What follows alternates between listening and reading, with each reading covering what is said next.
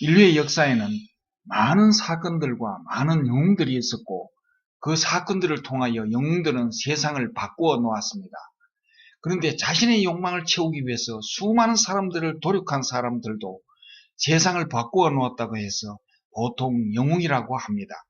그러나 저는 그런 사람을 결코 영웅이라고 부르고 싶지 않습니다. 많은 사람들의 행복을 위해 세상을 바람직하게 바꾼 사람을 영웅이라고 칭하고 싶습니다.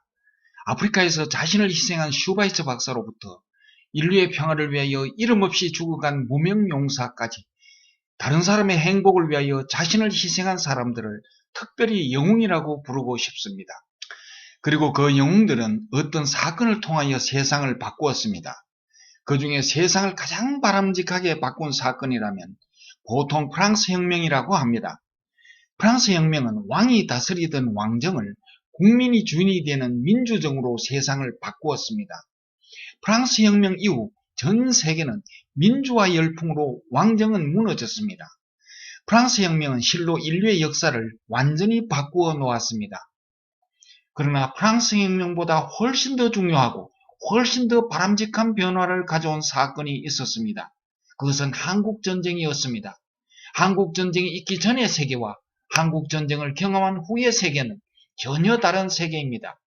한국전쟁을 통하여 전 세계는 약육강식 시대가 끝나고 집단안보 시대가 열린 것입니다. 1945년 유엔이 설립되면서 집단안보를 유엔 헌장에 성문화시켰지만 그것은 실현 불가능한 고라고 사람들은 생각했습니다. 실제로 한국전쟁이 발발하고 미국 트루먼 대통령이 안전보장이사회를 소집했을 때에도 사람들은 집단안보가 실제로 실행되리라고는 믿지 않았습니다. 그때까지 인류 역사는 오직 약육강식 시대였으며 인류 평화를 위한 국제연맹도 집단안보에 실패했기 때문입니다. 그러나 미국 트루먼 대통령은 앞장서서 모범을 보였습니다. 57개국의 유엔 회원국 중에서 16개국이 군대를 파견했습니다. 어떤 나라는 의료, 어떤 나라는 의복, 식량, 자금을 보내어 유엔 헌장에 서명한 집단안보를 실천하였습니다. 미국이 선두에 서서 모범을 보였기 때문에 가장 많은 희생을 치르고 다른 나라들도 집단안보를 실행하기 위해 많은 희생을 치렀습니다. 한국전을 통하여 인류 역사상 최초로 집단안보는 그렇게 실천되었습니다. 그리하여 약육강식 시대는 종식되고 집단안보 시대가 도래한 것입니다. 그 후에는 아무리 강한 나라도 약한 나라를 함부로 침략하지 못하는 전대미문의 평화시대가 도래하였습니다. 만일 한국전쟁에서 집단안보가 실행되지 않았더라면 지금도 강한 나라는 약한 나라를 마음대로 침략하고 약탈하고 죽일 것입니다. 6.25 당시에 집단안보가 실행되기까지의 과정을 살펴보면 에티오피아의 역할을 절대 무시할 수 없습니다. 루즈벨트 대통령이 1942년 유엔을 설립하기 시작할 때부터 에티오피아의 하일레 셀라시에 황제는 집단안보를 가장 강력하게 앞장서서 주장하였습니다. 그리하여 1945년 유엔이 설립될 때 강력한 집단안보가 유엔 헌장 42조에 성문화되었습니다. 그 이후 1950년 한국전쟁이 일어났을 때 일주일 만에 미군이 상륙하여 침략자를 막았습니다. 그러나 미군보다 먼저 한국을 도운 나라가 있었습니다. 그것은 바로 에티오피아였습니다. 전쟁이 발발하자 에티오피아 하일레 셀라시에 황제는 즉각적으로 10만 부를 보냈습니다. 유엔 헌장 1조 1항에는 국제평화와 안전을 유엔의 목적으로 명시했고 미국이 아니라 미국을 위시한 유엔군이 우리를 도왔습니다. 그리고 인도, 스웨덴, 스위스와 같은 중립국도 우리를 도왔습니다.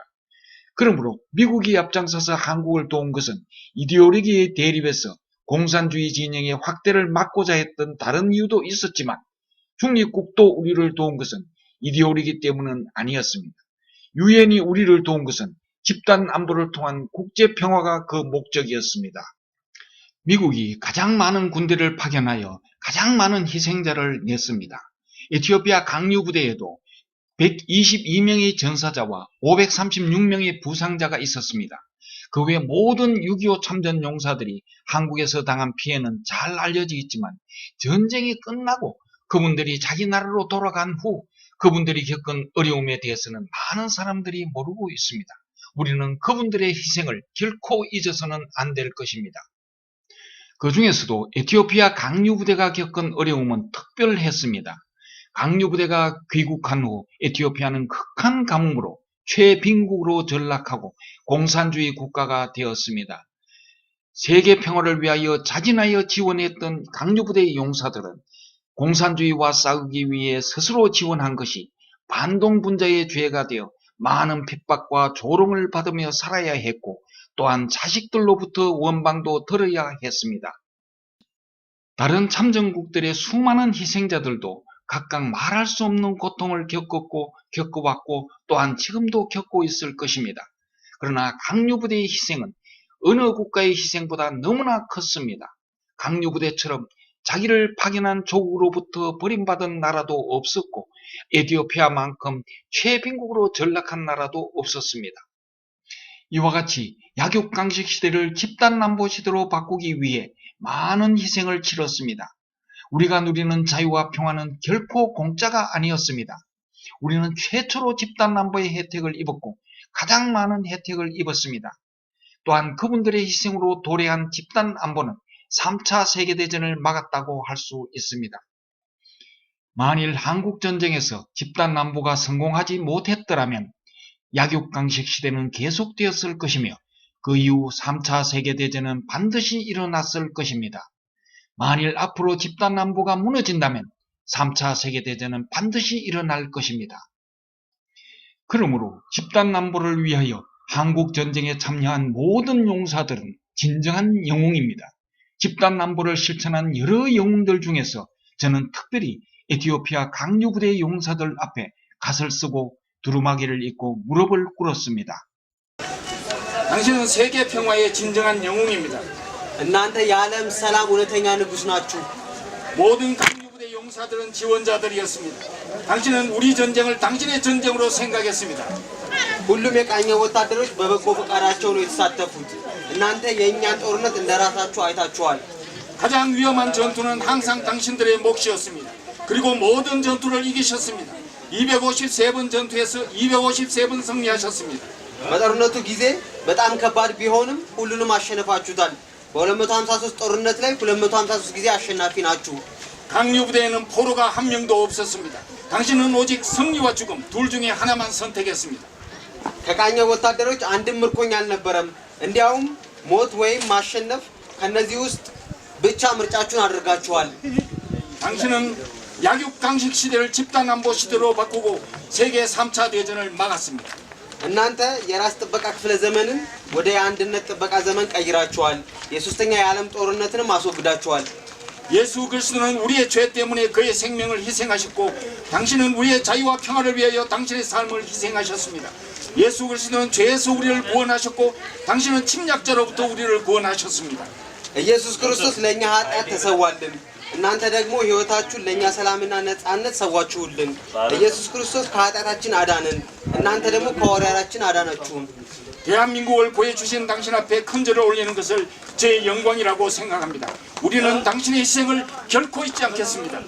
ለኮሪያ አዳኞች ጉልበታችንን ዝቅ አድርገን መስገድ ለኛ ትልቅ ደስታ ነው።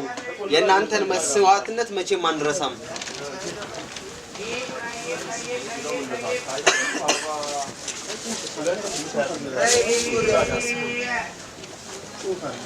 당신은 집단안보로 세계 3차 대전을 막았습니다. እናንተ የነጻው ዓለም ወታደር የሶስተኛ ዓለም ጦርነትን አስወግዳችኋል።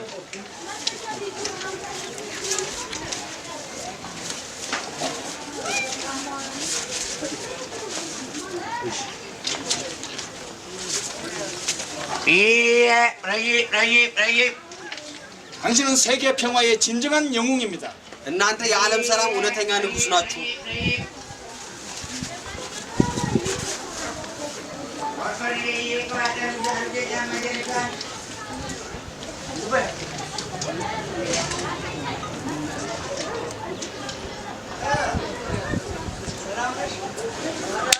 아마스카날.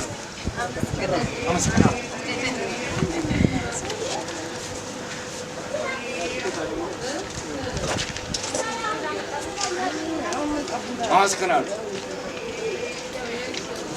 여기 인류의 역사를 바꾼 집단남부의 영웅들을 우선 몇 분만 소개합니다.